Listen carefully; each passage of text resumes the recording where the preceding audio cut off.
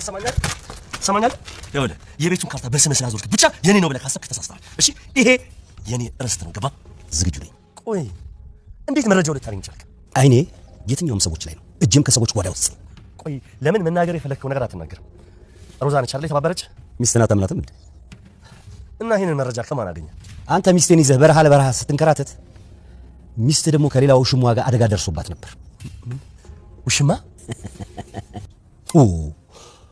ይሄንን ሁሉ አታውቅም አንተ የራስህን ትዳር እንኳን መጠበቅ ያልቻልክ ሰው ትዳር ላይ ዘው ትላለህ አታፍርም ቆይ አሁን አንተ ያልከው ሰው የት ነው መቃብር አፋፍ ግን በዛ ላይ አንድ ነገር ልንገርህ ምንድነው የምነግረኝ የሮዛ ልጅ ባለመወለዱ እንኳን ደስ አለ ምክንያቱም ልጁ ያንተ ስላልሆነ ምንድነው የምትላታ ሂድና ይሄን እንዴትህን እዛች ባለጌዋ ሚስት ላይ ትወጣ አሽሮታ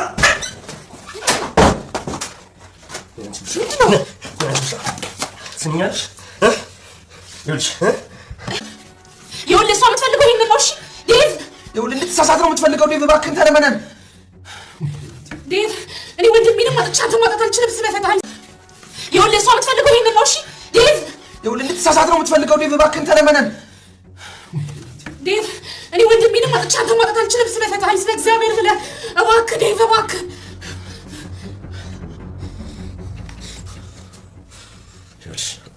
ትሰኛለሽ ነገ ዛሬ ሳቲ ከህይወቴ ውጭ አይነት ሰው የሚሸት ነገር የላት የኔ ደስታ ምንጭ ዴቭ ነው ለቅሶም ሀዘኔም የሚቀደው ከሱ ሀዘን ነው ይህ ቤት የአቶ መሰለ ቤት ነው አይልም እናቴ ትምህርት ልጁ አንተ ነበር ልጁ የኔ ቢሆን እንኳን የእሷን ንጽህና ያረጋግጥ እውነቱን ከነገርኩት ትተወኛለህ እኔም ህይወትን መንጭቄ ምንድነው የምትለኝ አዝናለሁ አንቺ በአደጋው ምክንያት ልጅ መውለድ አትችይም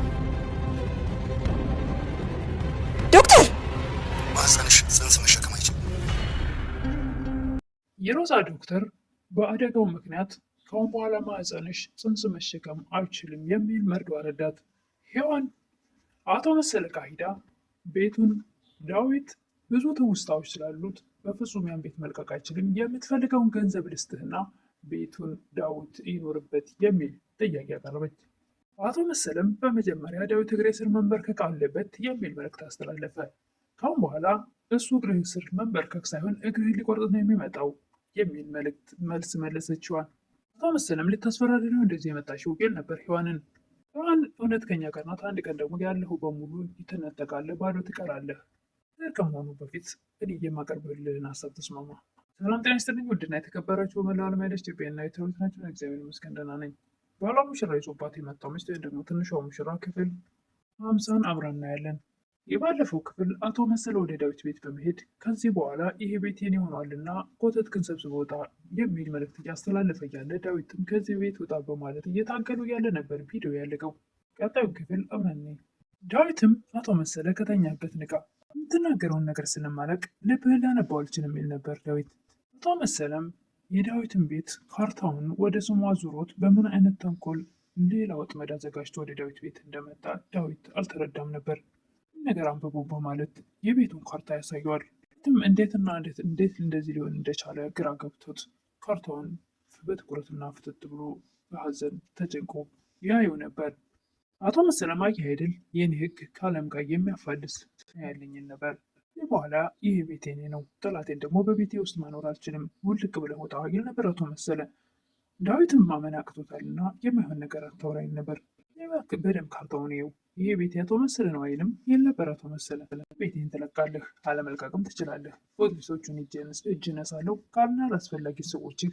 ቤቴን ሳትወድ በግድ ትለቃለህ ይል ነበር አቶ መሰለ ማንም ለአንድ ስራ ባልደረባቸው የኔ የደስታ ምንጭ ዴቭ ነው ትል ነበረ ዘኔም ሆነ ደስታዬ የሚገለጸው በሱ ነው ስኬት ለሱ ምን ማለት እንደሆነ ብታቅትል ነበር ሔዋን ሁለት ነገሮችን በጉጉት እየጠበቀ ነበር ዴቭ የድርጅቱን ጥናትና የልጁን መወለድ በጉጉት ይጠብቅ ነበር ግን ልጁ አይወለድም ትል ነበር ሔዋን ነገር ግን ደግሞ ፈጣሪ በዚህ ጥናት ከሶታል ብዬ አስባለሁ ትል ነበር ሔዋን ድራማ ድምቀት ለእኔ የእኔ ሀሳብ ነው በነገራችን ላይ ሔዋን ናት ብዬ አስባለሁ አደ 2 ቀን ቀርታ እንደውም የእሷ ካራክተር አለቀ ብዬ ነበረ ምትልና አስተዋይ የሆነች ከዛ ውስጥ በጣም ደስ የምትል ከወላቸው አይተን ሔዋንን ስናያት ነገሮቹ አሉ አስተዋይና ቁም ነገረኛ ደርባባ መልከ ቆንጆ መልክ በእርግጥ ሮዛም አያንሳትም ነገሯ ነው እንጂ በነገራችን ላይ ይሄ እኔ ድጋሚ ልበለው የራሴ ሀሳብ ነው። እኔ ግን ሔዋን 2 ቀን ከድራማው ስላልነበረች በሁለት ፓርት በጣም ነበር የተሰማኝ። ልክ እንደ ቤተሰብ የምታውቁት ሰው አንድ ሰው ተለይቶ ሲቀር የሆነ ቅር የምልላችሁ ነገር አለ። ልክ እንደዛ ነበር የተሰማኝ። ልቡን በዚህ ነገር መጠገን የሚቻል አይመስለኝም። ነገር ግን በዚህ ነገር ትንሽ የሚያገግም ይመስለኝ አንተ ነበር ሔዋን።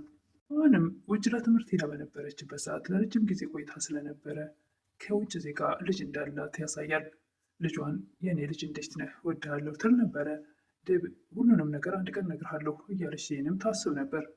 ግን አሁን አይደለም የምነግርህ እያለች ሔዋን ብቻዋን ታውራ ነበር። የሚያስበው ሔዋን እሱን ብቻ እየጠበቀች እንደሆነ ነው። ልጅ እንዳላት ስትነግረው ከሌላ ወንድ እንደሄደች ሲያውቅ ምን ይሰማ ይሆን? አቶ መሰለም በአጭበርባሪነት የዳዊትን ቤት ወደ ስሙ ስላዞረ እንደፈልግ መውጣት መግባት አትችልም። ይሄ ካርታውን በስመስል አድርገው የኔ ነው ብለህ እንዳታስብ፣ እሱ በፍጹም ሊሆን አይችልም፣ ይሄ የራሴ ውርስ ነው ይል ነበር ዳዊት። ሰለም እጅ እንደ ከተማ ሰው አይደለም፣ እንደ ገበሬ ጠንካራ ነው ይል ነበር። እያገለኝ ልትመልስልህ ትችላለህ ይል ነበር ዴብ። እምቡር ማለት ግን ከተውክ ልመልስልህ እችላለሁ ይል ነበር አቶ መሰለ። እንዴት መረጃው እጅ ላይ ሊገባ ቻለ ይል ነበር ዳዊት። ይሄ አይኔ ከየትኛውም ሰዎች ጋር ነው፣ እጅም ከሰዎች ጓዳ ነው ይል ነበር አቶ መሰለ። ጥምጥም አትሂድ፣ ማን ነው ይህን ነገር የተባበረ? ሮዛ ነች አይደል ይል ነበር ዴብ። አቶ መሰለም ስለ ሔዋን ሊያወራ ሲፈልግ በፍጹም ስለ ሔዋን አንድ ቃል እንድትናገር አልፈቅድልህም፣ አጠፋሃለሁ ይል ነበር ዴብ። ማንኛውም መረጃውን ሮዛ አይደለም የሰጠችኝ፣ ይህን መረጃ ከየተመጣው ይል ነበር ዴብ። አንተ የኔን ሚስት ይዘህ በረሃ ለበረሃ ስትንከራተት ደግሞ ሚስትህ ከሌላ ውሽማዋ ጋር ያደርሰውባት ነበር።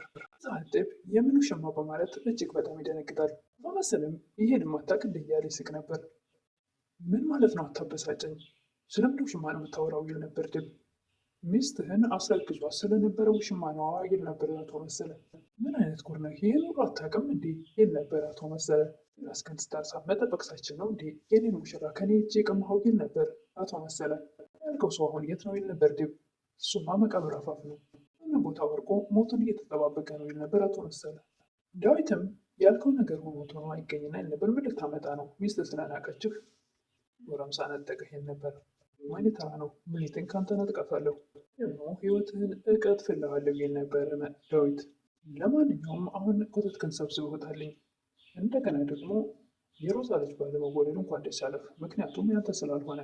ዳዊትም እሳት ለብሶ ረሃት ቆርሶ ሮዛ ወዳለችበት ሂዶ ብላዋ ላይ ሽጉጥ ይደቅናል። ተናዶ በመጀመሪያም ሔዋንና ባንቴሮም እባክህ ዴብ ክፈትልኝ ይሉ ነበር። በር ቆልፎ እሷን እያስጨነቃት ስለነበረ በፍጹም እንዳታደርገው እንዳትሳሳት፣ እሷ እኮ የምትፈልገው ይሄ ነው እንድንሳሳት ነው እያሉ ሁለቱም የማጸኑት ነበር። ሔዋንም ባንቴሮም እጅግ በጣም ተጨንቀው እባክህ ዴብ በፍጹም እንዳትሳሳት፣ ዴብ በጭራሽ እንዳታደርገው፣ ምንም ነገር ስህተት እንዳትሰራ እያሉት ይማጸኑት ነበር በተደጋጋሚ። መጨረሻም ዳዊት እጅግ በጣም ቢናደድም ነገር ግን ትዕግስቱን ዋጥ አድርጎ ወደ ውጭ ይወጣል ትቷት። ባንቴሮም ዴብ እኮ በፍጹም እንደ አይነት መጥፎና አሳተ ነገር እንደማያደርግ አምን ነበር ይል ነበር ባንቴሮ።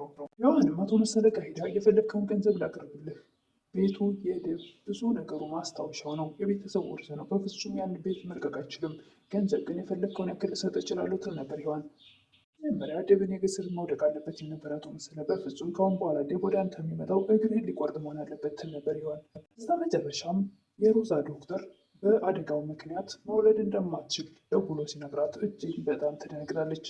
ሮዛ መውለድ የምትችልና ድጋሚ ዴብን የምታታልለው መስሏት ነበር። ድጋሚ አርግዛ ዴብን ልጅህ ነው ብላ እንደገመደችው ለማታለል ሞክራ ነበር። መሞከሯ አይቀርም ነበር። ያሰበችውም ያለመችውም ከእናቷ ጋር ይሄን ነበር። ነገር ግን አልተሳካም። ለዛሬ እንግዲህ ቪዲዮ ያለቀው እዚህ ላይ ነው። በቀጣይ ምን እንደሚፈጠር የምናይ ይሆናል። ለምታበረታቱኝ እህቶቼ መልካም ምስጋና ከልብ ነው። ደግሞ አዲስ ሆናችሁ ላይክ እና ሰብስክራይብ ማድረግ አትርሱ። ላለው አመሰግናለሁ።